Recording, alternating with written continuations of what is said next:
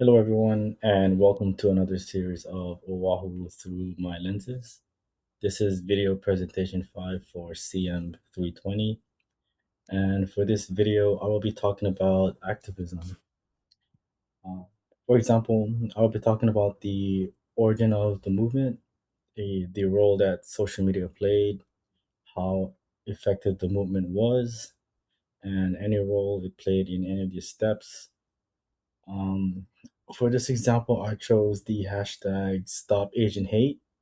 This movement grew rapidly during the COVID-19 pandemic, as there was a lot of racism and violence increase in the US during that time.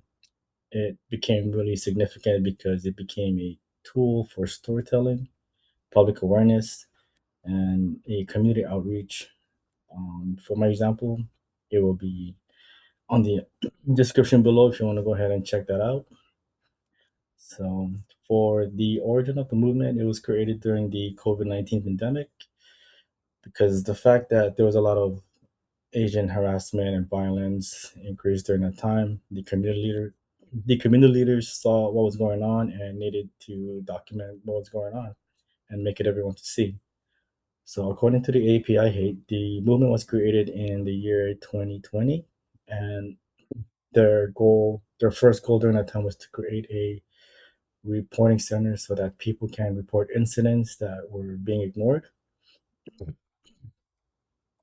For social media, the social media was their main source for their movement.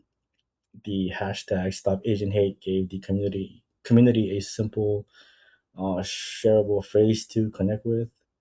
Using the hashtag was easy for people to post stuff and share their emotions. Social media mattered because it allowed the Asian Americans and the community to show that these incidents were not isolated. Um, one single post might tell one story, but if you have a lot, like thousands of posts, it creates a pattern, and that the public couldn't just ignore it. So, how effective the movement was is that it was actually very effective in a couple of ways. One, it raises awareness nationally. It created a system for documentations to document incidents. It helped build some sort of a pressure to push for policy changes. There was an article from the 2025 academic that stated that the movement contributed to the passage of the COVID-19 Hate Crime Act. So basically, a law that became very public in the year 2021. That just shows how the movement had made a really big impact, not, not just being trendy online, but was able to push for policy changes.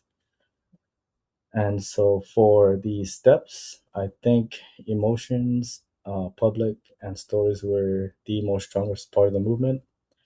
A lot of people were moved by personal stories, anything that was visible to see. Also, there was also a lot of practical values that mattered because the movement gave the people or the community to take real actions like reporting incidents and learning about the anti-Asian racism. For conclusion, the hashtag Stop Asian Hate is a strong example of online activism because it began with real social problems. So it uses social media to spread awareness and stories, which I thought that was pretty cool. It also shows how the steps explains why activism spreads online, that people shared the movement because it was emotional, visible, useful, and story driven.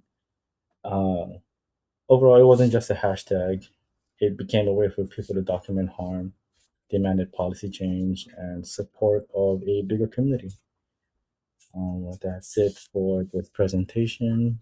If you like this video or any questions, go ahead and hit the subscribe or write down in the comments. And until next time.